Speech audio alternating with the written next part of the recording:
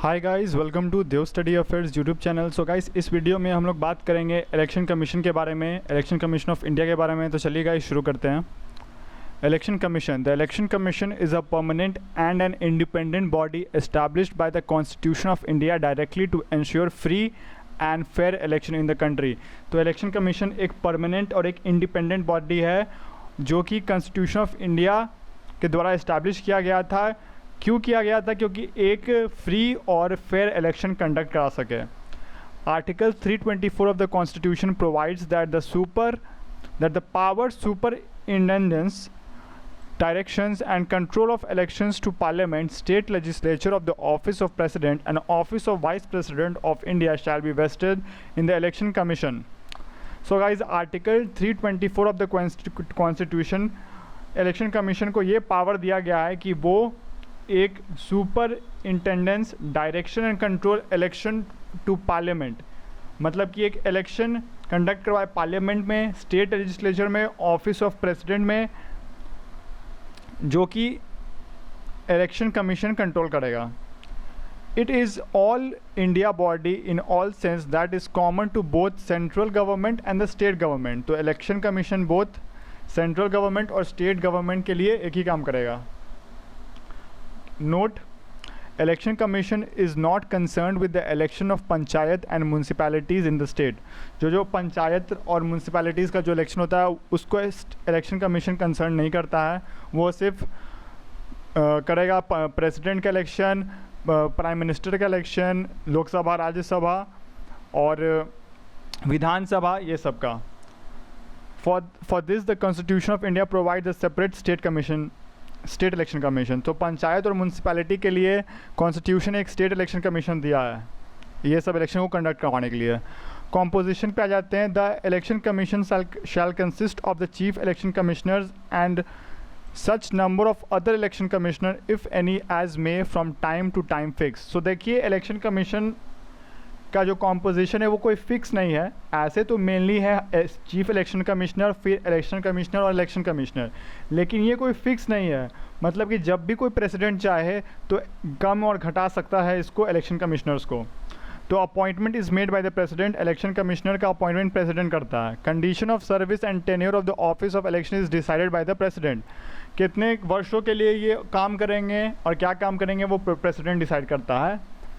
लेकिन अभी के लिए they hold office of the term of 6 years और until they attain the age of 65 whichever is earlier. तो एक तरह से 6 साल के लिए और 65 years तक करता है। हिस्ट्री जान लेते हैं। Since 1950 until October 15, 1989 the election commission function as a single member body consisting of a chief election commissioner. So guys, 1950 से लेके 1989 तक इलेक्शन कमीशन एक सिंगल मेंबर बॉडी था, मतलब कि चीफ इलेक्शन कमिश्नर ही था एक। लेकिन on 16 October 1989 the president appointed 2 more election commissioners to cope with the increase load. Thereafter election commission works as a multi body. So guys, 1989 में president appoint 2 और को appoint कर देते हैं election commissioners, क्योंकि काम का लोड जो था वो बहुत बढ़ गया था। However, 2 posts were abolished in 1990 और फिर ये 1990 में ये 2 पोस्ट को एबॉलिश कर दिया गया। Again in October 1993 President appointed 2 more ECs, that is election commissioners. Since then and till today election commission is a multi-body consisting of 3 election commissioners.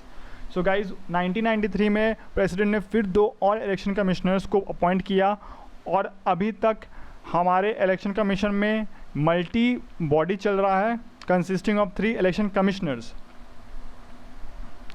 Difference between chief election commissioners and election commissioners. So chief election commissioners and the 2 other election commissioners have equal power and receive equal salary, allowance and other perks which is similar to those of a judge of the Supreme Court. So guys, कोई difference नहीं है, सब equal power share करते हैं और equal salary भी receive करते हैं, अलाउंस और पर्क भी सेम करते हैं जितना एक जज सुप्रीम कोर्ट का जज करता है। In case of difference of opinion among each other the matter is decided by the commission in majority. अगर कोई डिस्प्यूट आ जाता है, अगर कोई ओपिनियन में अलग ओपिनियन रखता है तो कैसे डिसाइड करेगा कोई? तो एक मेजॉरिटी से डिसाइड होता है। पावर्स एंड फंक्शंस पे जाते हैं तो क्या पावर्स एंड फंक्शन है, तो 3 तरह की कैटेगरी में से हम लोग डिवाइड कर सकते हैं, एक एडमिनिस्ट्रेटिव पावर, एक एडवाइजरी पावर, एक क्वासी जुडिशियल पावर। तो एडमिनिस्ट्रेटिव पावर पे आता है guys to determine the territorial areas of electoral constituencies. एक इलेक्टोरल कॉन्स्टिट्यूएंसीज का एरिया डिसाइड करता है एक election commissioner. To notify the date and schedule, date और शेड्यूल कब इलेक्शन होगा, किस तारीख को होगा, ये सब इलेक्शन कमिश्नर का काम है। To grant recognition to political party and allot them symbols, symbol और पॉलिटिकल पार्टी को रिकॉग्नाइज करना। To determine the code of conduct, क्या कोड ऑफ कंडक्ट रहेगा एक इलेक्शन करवाने समय, वो डिटरमाइन करना। एडवाइजरी पावर पे जाते हैं, तो एडवाइजरी पावर बेसिकली है क्या, एडवाइस देता है इलेक्शन कमिश्नर। तो किसको एडवाइस देता है, तो प्रेसिडेंट को एडवाइस देता है। To advice the president on matters relating to the disqualification of the member of parliament. So guys, member of parliament अगर कोई इलेक्शन में खड़ा है और वो कुछ कोड ऑफ कंडक्ट नहीं फॉलो किया, तो वो इलेक्शन कमिश्नर एडवाइस करेगा प्रेसिडेंट को कि इसको डिस्क्वालीफाई किया जाए, इस मेंबर ऑफ पार्लियामेंट को। सिमिलरली गवर्नर को ये एडवाइस करेगा कोई भी अगर स्टेट लेजिस्लेचर ऐसा करता है तो। To advise the president whether election can be held in state under presidencies rule.